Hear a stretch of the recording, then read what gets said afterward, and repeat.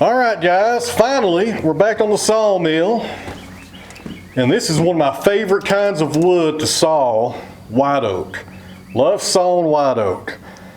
The only thing that would make this better if we was quarter sawing it, but we're going to be sawing this into a 6x6 post for the drying shed. And I think our log is right at 8.5 feet long. The finished dimension for the post is 8 feet, so that's good. Give us a little overhang on both ends when we square it up. So this log is pretty straight. The only downside is it's got a lot of taper. Our diameter on this side, on the operator side, is about 18 inches, and down here on the small end is 13 inches. So that's quite a bit of taper right there in this log. I'll use the toe board on our first cut to raise up this small end and make a flat cut on the top. We'll flip it 180, and then we're going to have our waist cut. And what I mean by the waist cut, when you're squaring up a log like this, you can't get around getting the taper out of it. You can prop up one end with these toe boards and have a nice flat cut with limited waste, but when you flip that log over, you're going to have a lot of waste on that next cut, and there's no way around it. You know, you can't do the toe boards twice. You know, it's going to really mess it up. It's not going to be square at all. Man, it's windy up here today. I'm going to have to use this little wireless microphone today because the wind's so bad. Hopefully the wind noise isn't too bad on you guys when you watch this later. And this stuff is hard, guys. This white oak has been on the ground actually about 9 months. And it is pretty, you know, white oak is pretty dense anyways, and it's hard to saw into. It's a hardwood. But when you have white oak that lays on the ground for a little while, it's not going to air dry like lumber is. You know, people call me all the time and they say, I got a log that's nice and seasoned. You're not going to dry out a complete log with bark on it on the ground. It's not going to happen.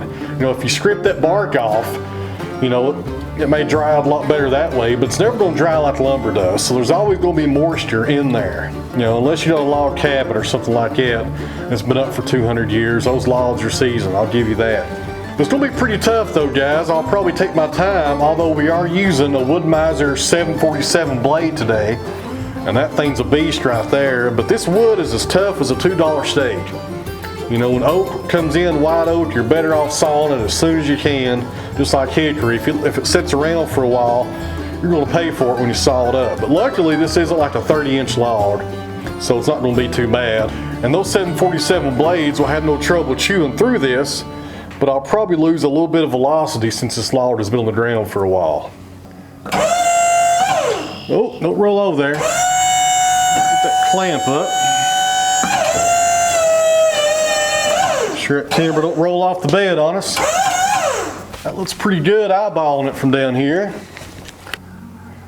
Now 9.5 on the large end. Always check that twice, because when you raise up this other end, it will force that other end to go down just a little. So about 9.5. And my goodness, look at there, right on, 9.5 on this side. It's pretty good right there. First try, 9.5 on both ends. We've got our pith leveled and the taper's out, so we're ready for our first cut.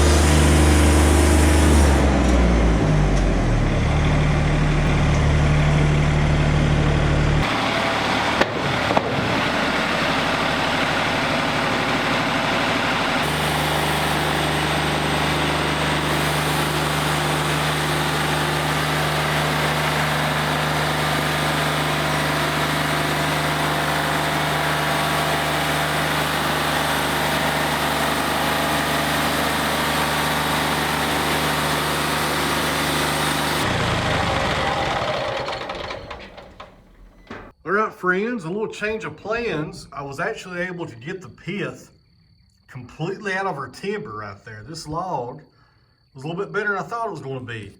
So right there, we got the pith on the bottom on this plank. And up here, the 6x6 material is free of heart.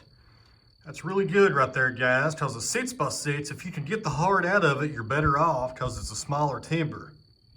So I'm going to flip it up on its top now and come down from this face right at 6 inches.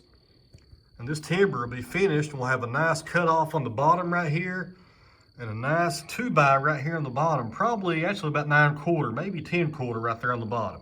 And here's the top of this timber in case you're interested in what this white oak looks like. This has actually got a little bit of spalting going on because it was on the ground for about 9 months. Pretty nice stuff right there, but it's nice and solid, no worries about that. Good solid timber right here will be great for the post for the drying shed.